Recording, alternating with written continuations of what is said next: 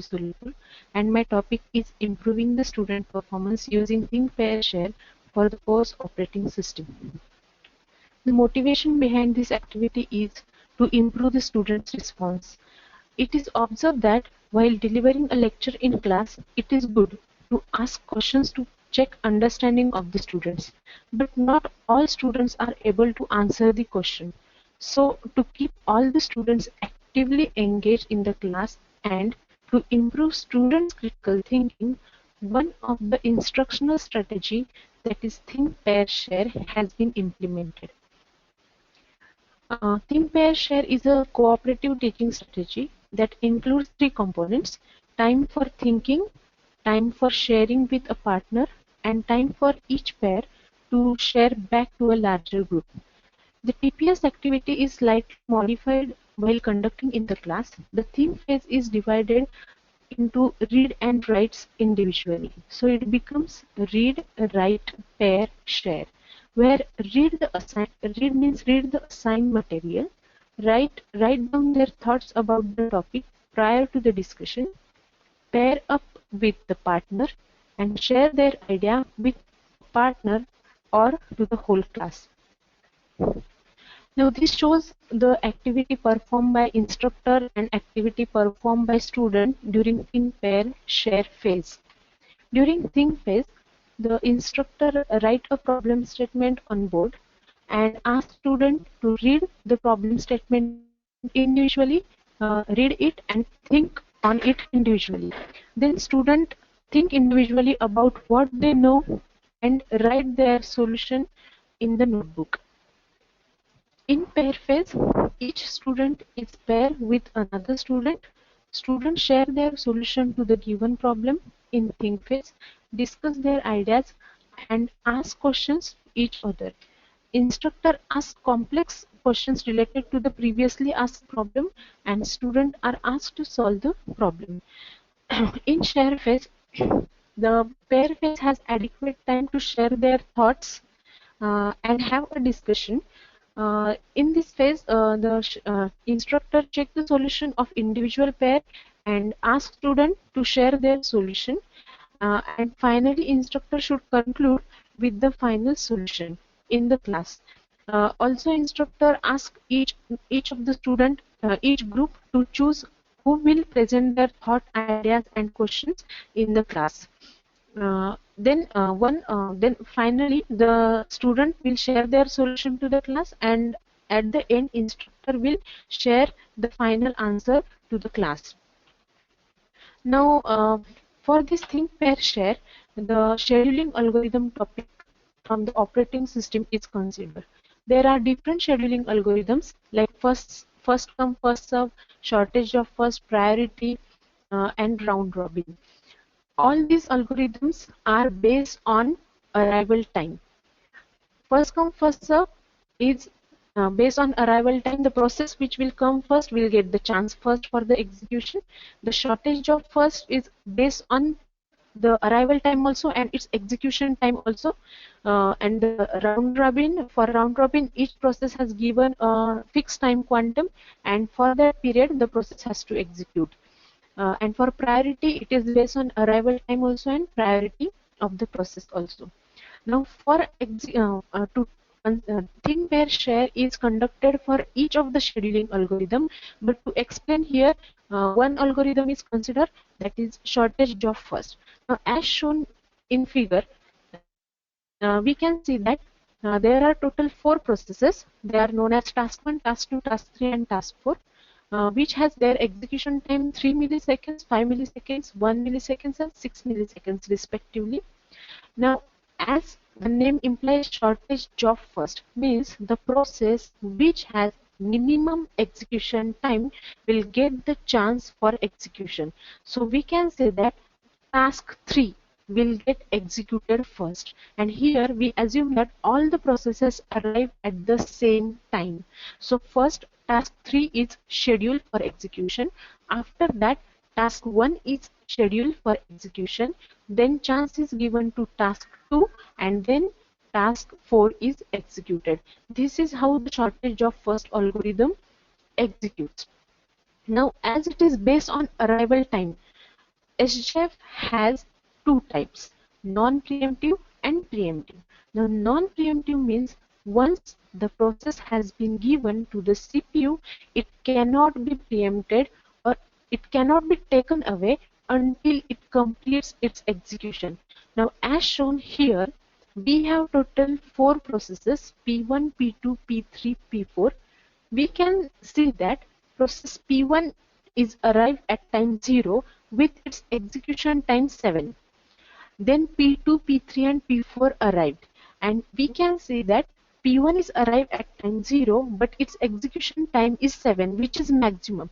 But as it is non-preemptive SGF, the first chance will be given to P1 process as it is arrived at time 0, and that's why the P1 will continue its execution till it till its burst time completes. So though process P3 arrived at 4 milliseconds with minimum burst time, that process never get chance for the execution. And as shown here, uh, the scheduling is shown using Gantt chart. The Gantt chart is nothing but the pictorial representation of the execution of the processes. So process P1 is executed first, then meanwhile, the process P2, P3 and P4 all arrived in the for the execution in ready queue. So P1 get the chance, then P3, then P2 and then P4. Now though P3 is arrived after P2, but P3 has a minimum time, that is only 1 millisecond. That's why after P1, P3 get the chance for the execution. The second type is preemptive SGF. Now preemptive means whenever a new process arrives with less execution time than remaining time of the current execution process, then that process is taken away from the CPU and chance is given to the newly arrived process. If we see the above example, during execution of P1, when P3 arrives with minimum execution time, that P3 should get the chance and P1 should be preempted. Now, for this thing pair share, the topic considered here is preemptive SJF. So, this was the example given to the student. Here we have three processes P1, P2, P3 with their execution time 5, 7 and 4 milliseconds, and the arrival time is 0, 1 and 2 respectively. Now as shown here, the process P1 arrives at 0 milliseconds, so that process P1 get the chance for execution. At 0th millisecond, no process arrived. Then at 1 millisecond, process P2 arrives, but meanwhile, the process P1 is executed only for 1 millisecond. If we compare the execution time of P1 and P2, P2 has maximum time, so P1 will continue. Now, after 2 milliseconds, process P3 arrives in the system and P3 gets the chance for the execution. Actually, here if we compare the remaining time of the process, then P3 should not get the chance. But during think phase, what student thought that as the execution time of process P3 is less than P1, they preempt process P1 and give the chance to P3. This is the misunderstanding happened by the student, and due to that they draw the wrong Gantt chart. So as shown here, P1 executes only for 2 milliseconds. After that P1 is preempted and then P3 get the chance for execution. Then again P1 is scheduled and P2 is scheduled. This is the misunderstanding happen in think phase by the student. Now in pair phase,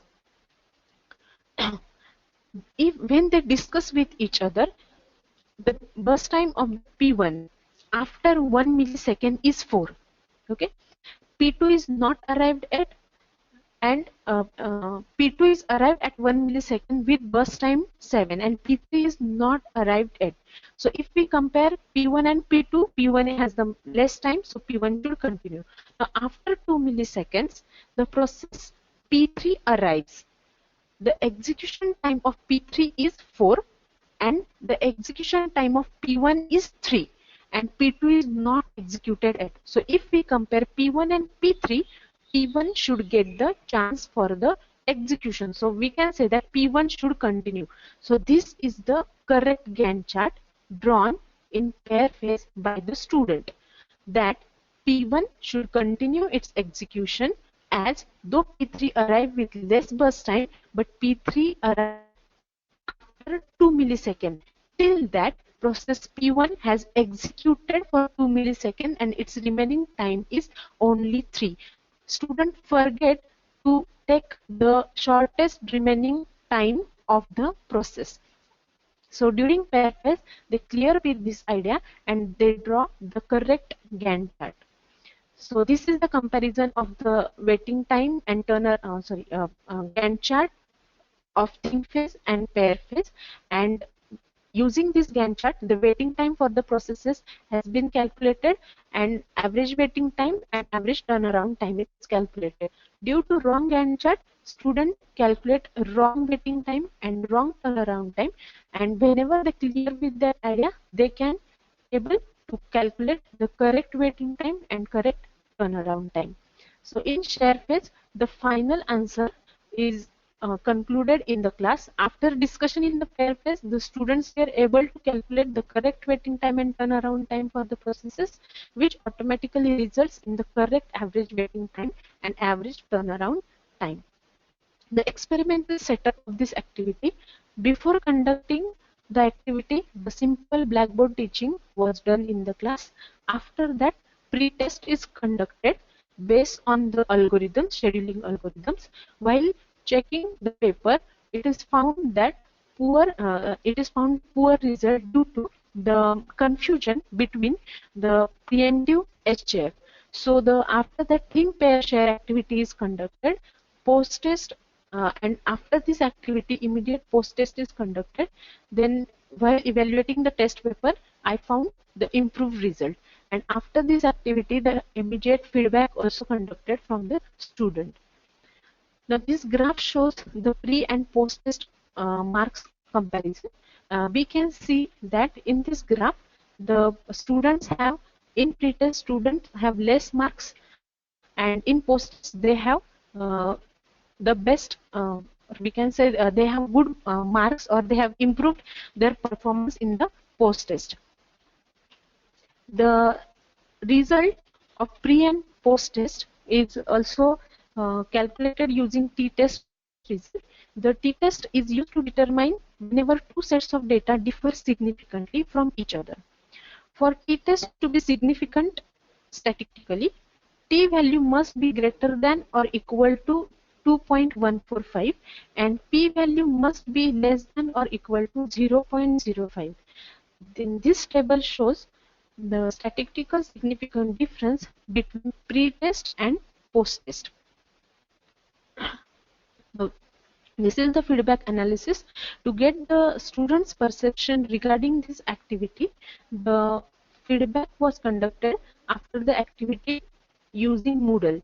The feedback form contains the question related to the engagement of the student while conducting the activity and how the activity helps students to clarify their concepts.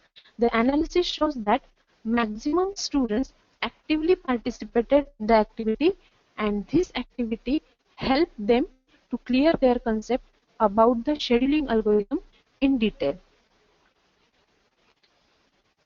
Conclusion: it enables students to formulate individual ideas and share these ideas with a peer. Then I found that student responds better in this activity. There is a highly interactive session in the classroom while conducting this activity in the class. Then there is maximum involvement of the students. We can motivate the students and promote the higher level thinking of the student, and this activity is useful for low performance students. Also, the feedback shows that the 98% of the students actively participated in the TPS activity, and 94% students participated in group discussions with their neighbors, and maximum students felt the activity, say that their activity helped them to keep them on the task. The TPS activity can be applicable for any subject. Creating an interactive classroom environment is very important to the success of the students. The Think, Pair, Share activity proved useful in clearing the doubts of the course, and this TPS activity makes class more interactive and involves all the students in the teaching learning process. The acknowledgement, I would like to thank the management and the principal, Dr. S. A. Halkude of Walchand Institute of Technology, for their motivation and encouragement. And these are the references. Thank you.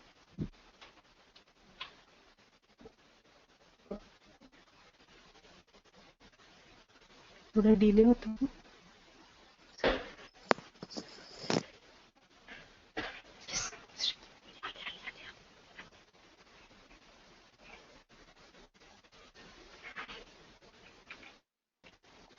Thank you, madam. We will give the audience 1 or 2 minutes if they have any questions. Yes, sir.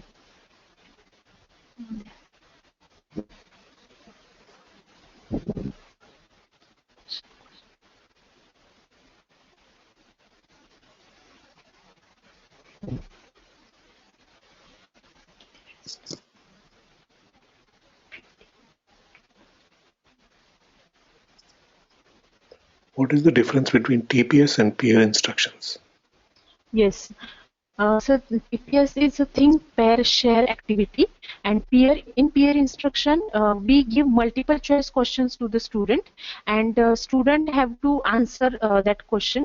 Means to answer that, either we can use clicker or we can use a simple paper, and we can fold that paper so that student can write A, B, C, and D on that paper. And whatever their option is, they can raise their hand and show that option, whether it is A, B, or C, or D.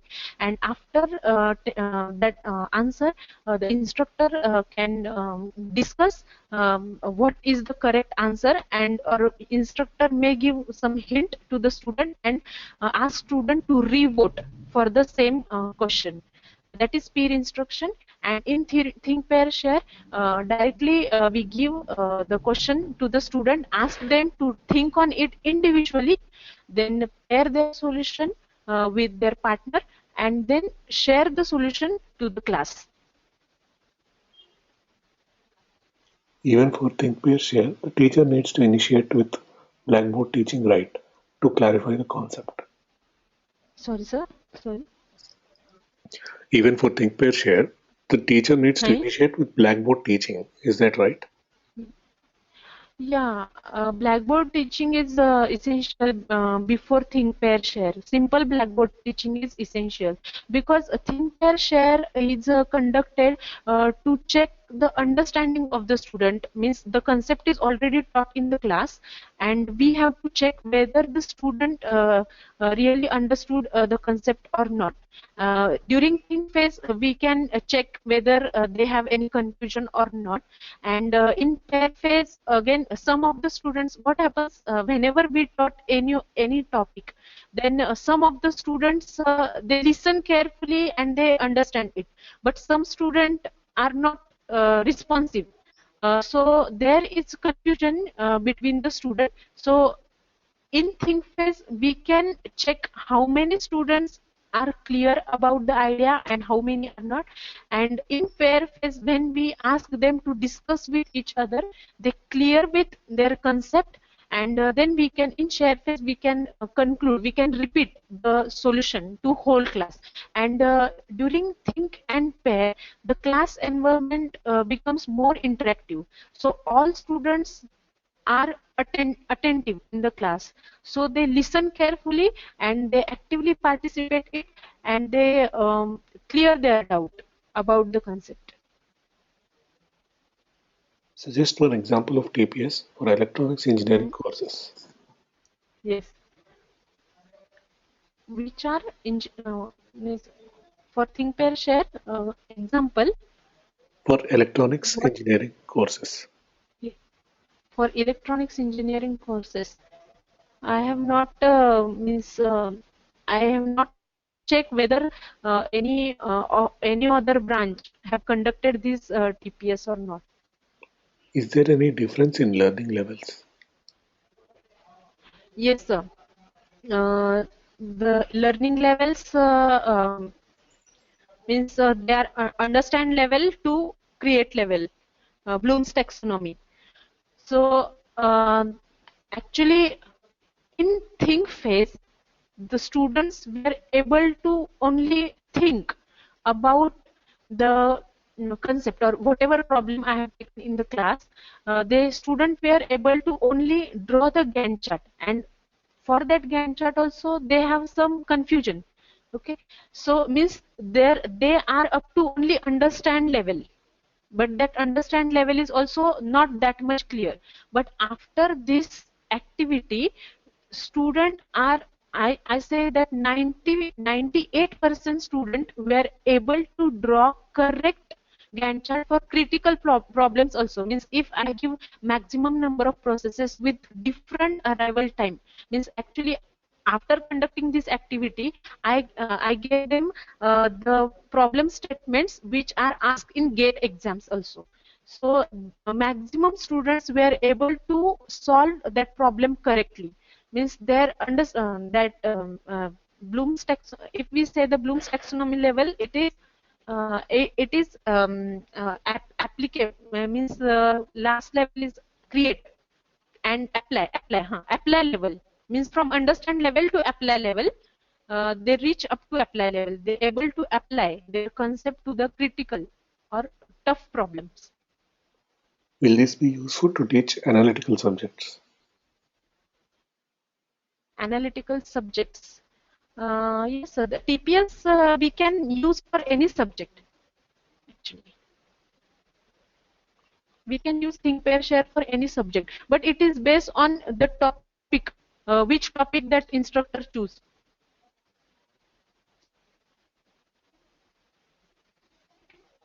What if none of the students in the same team have written anything as the answer?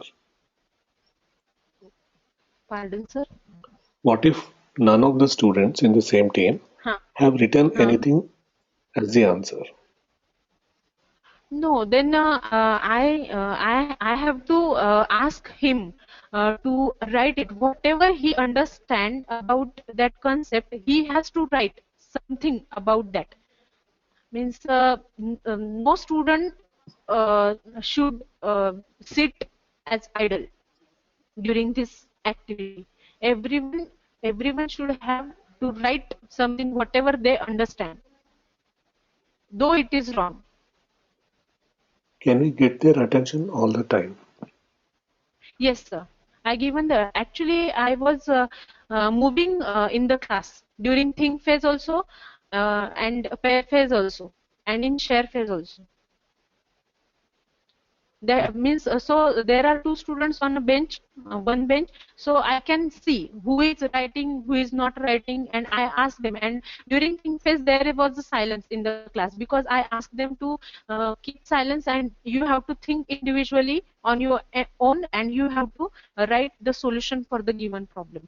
So during think phase, I can point out who is means it was able to point out who is not writing and who is writing, but I didn't find any student who is not writing. In think phase, everyone have drawn the Gantt chart for the problem statement. What do you say about open book test? Is it useful for final exam? Yeah, for final exam, open book test. Yes, ma'am. No, I don't think so.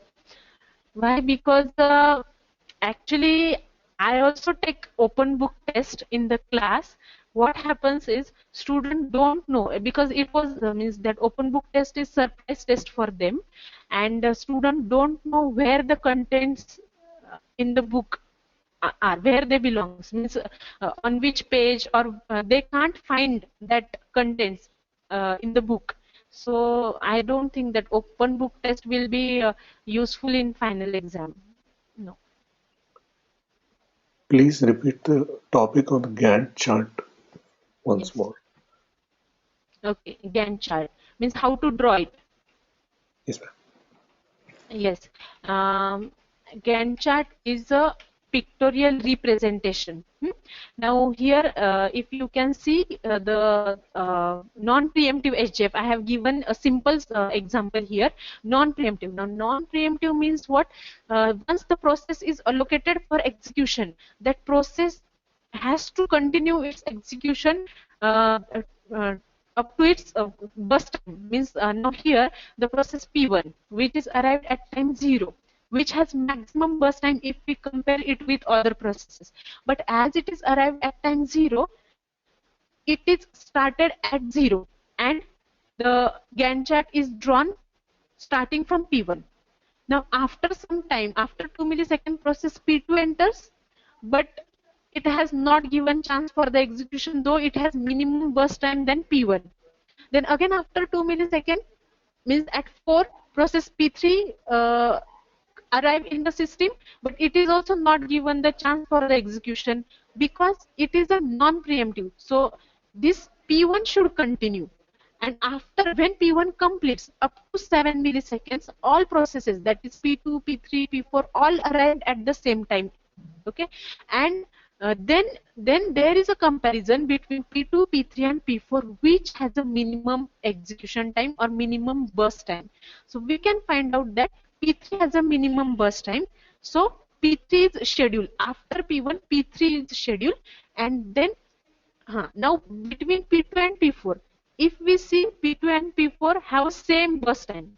As they have same burst time, but P2 is arrived first before P4, so P2 has given the chance. Means what happens whenever the burst time, there is a tie between the burst time of the processes, then that processes are scheduled according to FCFS, first come first serve. So if here we compare P2 and P4, they both have a same burst time, but P2 arrive first in the ready queue, so P2 will schedule first and then P4. So using this Gantt chart, we can see how processes are scheduled by scheduler in the operating system, and we can calculate the waiting time of the processes using this Gantt chart. Now if we see, P1 has 0 waiting time. Why? Because as soon as P1 entered into the system, P1 has given the chance for execution. So no means P1 is not, there is no need to wait for P1. P1 immediately get the chance for execution and P1 executed. Now after 2 milliseconds, P2 enters, but P2 has to wait till P1 complete. Now waiting time for P2 is 6 because P2 is arrived at 2 milliseconds, and its completion time, if we see in Gantt chart, its completion time is 12. So 12 minus 2 minus its execution time, that is burst time 4. So it gives answer 6. So to calculate the waiting time, there is a formula that completion time, which is shown in Gantt chart at the end of the bar of the process completion. For example, for P1 completion time is 7, P3 is 8, P2 is 12, and P4 is 16. So the waiting time for um, any process is calculated using formula, that is completion time minus arrival time minus its burst time. So this Gantt chart is useful to calculate the waiting time of the process and to calculate the average waiting time of the processes. Why Gantt chart is nothing but, yes sir? why P2 is drawn after P3? P2 is drawn after P3 because uh, uh, uh, P1 and P3 is clear. Okay, because P1 arrived first time, so P1 is executed as it is non-preemptive. P3 is drawn after P1 because P3 has minimum burst time if we compare between P2, P3, P4. अगर इन तीन में से हम compare करते हैं तो 4, 1, 4. P3 is a minimum execution burst time, so P3 is drawn. Now there is a tie between P2 and P4. Both have a burst time 4, 4. But P2 is scheduled. Why? Because P2 arrived first before P4. P2 is arrived at 2 millisecond and P4 is arrived at 5 millisecond. That's why P2 has given the chance. Means whenever there is a tie between the burst time of the processes, then that processes are scheduled according to their arrival time. First come, first serve. So P2 arrived first, that's why after P3, P2 is drawn, and then last chance is given to P4. When should the teacher participate? In which phase? When should the Teacher participate in which phase?